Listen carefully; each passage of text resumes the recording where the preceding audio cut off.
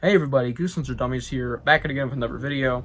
And this time, it is Garfield's birthday, and you must bow down to your master, your God, including you, John, you frickin' prick. This is Jesus Christ, the second coming, Garfield.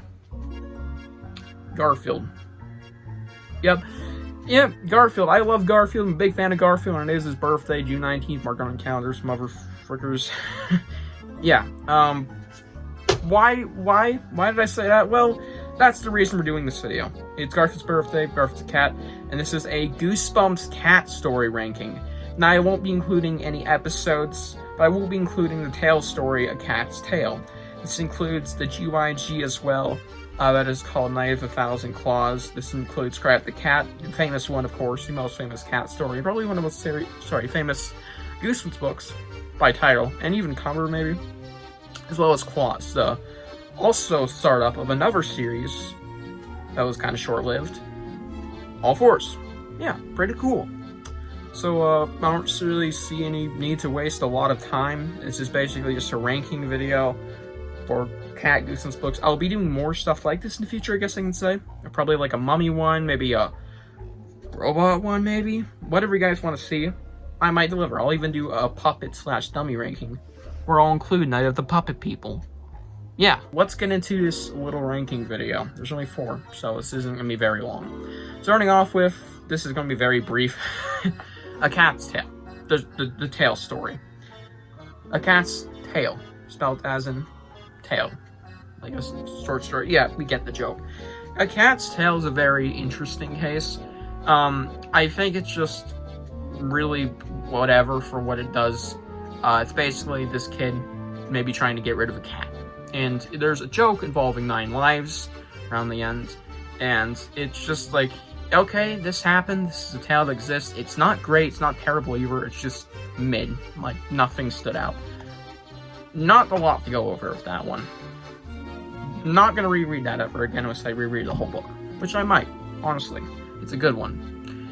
Moving on. My number 3 pick. The GYG. Now this one is some of the most hated business media out there. It is not unbelievably like shat on like Weird Al Halloween, Deservingly, and Dr. Maniac. Hell no, where do you hide? It looks good. Yeah, I said it. Come at me, pricks, dumbos, wombos. Shit, I'm describing myself. Yeah, this book isn't bad, honestly. I actually kind of liked it. I think it does some stuff not very well, and it is still a flawed book, especially on the non-lighthouse storyline. Storyline's plural, I think. There's multiple things you can go through. It's kind of confusing, but the lighthouse stuff overall is really creepy and really cool, and there was a lot of cat horror, like really disturbing cat horror. Also, Katrina Mad, I think that's her name. Decent character. Not a lot to say about that one either. It's just like, okay, this is a tale story. Sorry, this is a GYG that I like. Not a lot of people like it, but I like it. It's whatever. It's fine. But this next one I have a lot to say about. Claws. The Hall of Horrors book. Metis. This is just a Cry of the Cat ripoff. I think Claws succeeds at being a decent story. I really see the similarity to Cry of the Cat. It's even the first book of Hall of Horrors, just like how Cry of the Cat was the first book of Series 2000. God, I wonder where that one's going to place. And, yeah, Claws is just a decent story. I don't think it is absolutely crazy. I don't think it's even much better than Night of a Thousand Claws. It might be just, like, slightly bit better. Just like, this one does some stuff right, and it has a unique twist that I really like, that you may or may not see in a Stephen King movie or novel. Yeah, it's kind of a parody of that. Yeah, I really like Claws. It's a decent one. I feel like it's trying too hard to be Cry of the Cat, but it has, you know, Bella the Cat, who's a prick. That's her name. And a very interesting concept. And it was decently well executed. Yeah, Cry of the Cat, number 1. This was easy. This was an immediate number 1 pick, no doubt about it. Not a doubt crossing my mind. Yeah, this is number 1. Stine hates this one, by the way. Stine doesn't like Cry of the Cat. apparently. I don't know where I heard it, but I believe he doesn't like it. pretty fucking stupid. Because this is a banger. Cry the Cat is a really solid Goosebumps book, and is a great startup to series 2000s.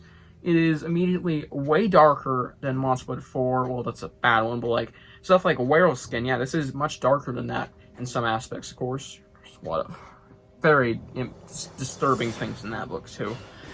But this one, it's got Rip the fucking Cat. This motherfucker is a legend. Love this guy. One of the best Goosebumps villains. I know, I'm kind of overrating them, but they're just freaking badass. Let me just describe it to you. Getting into spoilers. This is basically a god cat. It's confusing, but basically, it's scratching you, and it's killing you in the process each time. I think it's like gaining lives back each time it scratches you. Not that you have 9 lives, just gaining life. And, it has a cat army. Like, this thing leads a frickin' army. It is a commando, man. It is a army of, like, tornado of cats. Cat ghosts. And it's pretty darn cool when that scene comes across in the book. And, yeah, it's just a good story. I like what they did here. The episode is way different.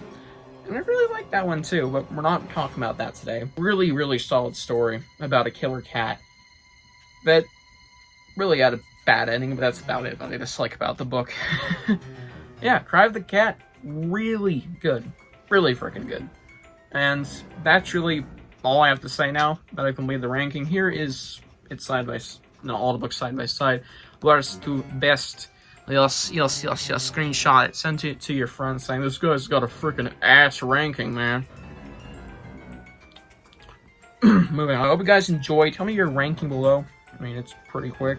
And I'll see you guys in the next one. And remember, happy birthday, Garfield. My man.